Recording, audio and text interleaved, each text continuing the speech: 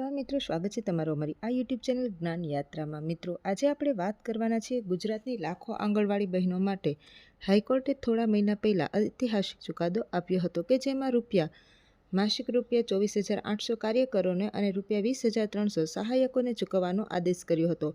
આ સાંભળીને દરેક આંગણવાડી બહેનો પર ખુશીની સમાચાર આવી ગયા હતા અને અત્યારે હાલમાં સપ્ટેમ્બર 2025નો મહિનો ચાલી રહ્યો છે। હજુ સુધી પણ આ પગાર કેમ કોઈને નથી મળ્યો, તો એના વિશેની સંપૂર્ણ ચર્ચા આપણે આજના આ વિડીયોમાં જાણશું। તો ચાલો મિત્રો, વિડીયોની શરૂઆત કરીએ। આંગણવાડી બહેનોને શા માટે હજુ નવો પગાર આવ્યો નથી? તો આ જે કોર્ટનો આદેશ હોવા છતાં સરકાર શા માટે ક્યારે આપશે પગાર અને એના લઈને શું સમાચાર છે, એના વિશેની સંપૂર્ણ ચર્ચા આપણે આજના આ વિડીયોમાં કરવાના છીએ।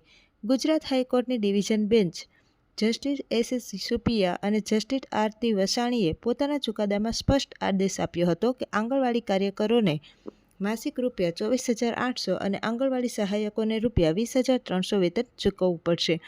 આ પહેલાં કાર્યકરોને રૂપિયા 14,800 અને સહાયકોને રૂપિયા 10,000 જેટલું વેતન મળતું હતું, પરંતુ મિત્રો, આ ચુકાદો ખૂબ મોટો સાબિત થઈ શકે એમ હતો। હવે કોર્ટે સરકારને એ પણ દાવો નકારી કાઢ્યો હતો કે આંગણવાડી બહેનો માત્ર માનદ કર્મચારી છે।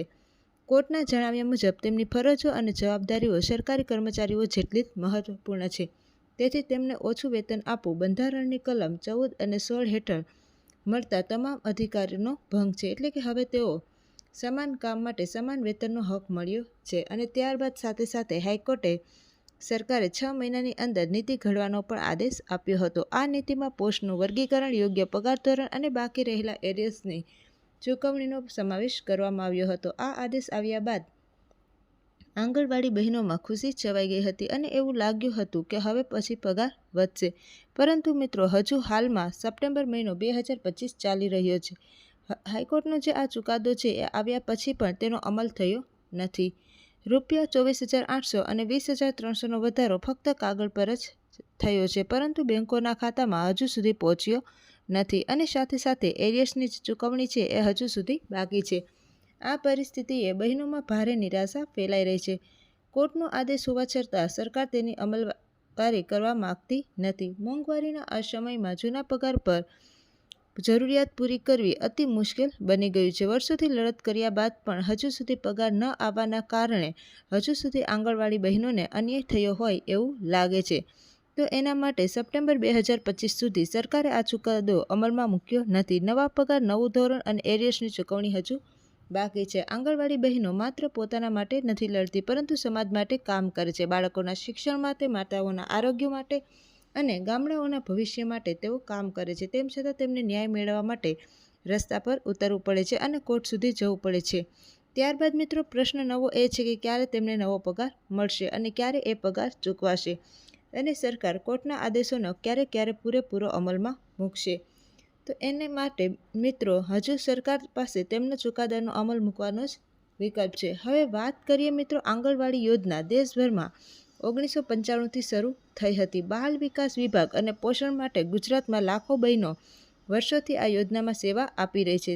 સવારે વહેલા ઉઠીને બાળકોને પોષણ આપવું, ગર્ભવતી મહિલાઓની સંભાળ રાખવી, વેક્સિન આપવી, આરોગ્યની ચકાસણી કરવી, આ બધું જ કામ તેઓ નિયમિત કરે છે। પરંતુ મિત્રો, હજુ સુધી પ્રશ્ન એવો છે કે આટલી મોટી જવાબદારી હોવા છતાં પણ સરકારી કર્મચારીઓને તેમનો પગાર મળતો નથી। વર્ષો સુધી તેમને માત્ર માનદ કર્મચારી ગણાવીને ઓછી રકમ ચૂકવવામાં આવી રહી હતી અને અનેકવાર તેઓએ હડતાલ કરી છે, રસ્તા પર ઉતરીને પોતાના અધિકારીઓ માટે અવાજ ઉઠાવ્યો છે, પણ દર વખતે તેમને ફક્ત આશ્વાસન મળ્યું છે, હકીકત કોઈ પણ પ્રકારની મળી નથી। આ કારણે તેમને અંતે કોર્ટ પાસે પોતાની હકની લડત લડવી પડી હતી। પરંતુ મિત્રો, સમાન કામ માટે સમાન વેતન આપવું એ સરકારની ફરજ છે અને સરકાર આ બહેનોને માત્ર માનદ વેતન કહી ચુકાદો આપ્યા પછી પણ હજુ સુધી બેંકમાં પૈસા આવ્યા નથી। તો ત્યારે મિત્રો, હજુ સુધી જે રૂપિયા 24,800 અને 20,300ના આંકડા માત્ર કહેવામાં આવ્યા છે, હજુ સુધી બેંકમાં કોઈ પણ પ્રકારનો પગાર આવ્યો નથી। હવે મિત્રો, પ્રશ્ન એ છે કે હવે પછી ક્યારે આ જે નવો પગાર છે એ સરકાર આપશે? બહેનો જે દેશ માટે કામ કરે છે એનો સંઘર્ષ વ્યર્થ નથી, કારણ કે કોર્ટે તેમને ન્યાય આપ્યો છે। પરંતુ સવાલ એ છે કે હવે જે ફાઇનલ મેરિટ છે, એટલે કે આંકડો છે, એ ક્યારે પોતાના ખાતામાં આવશે?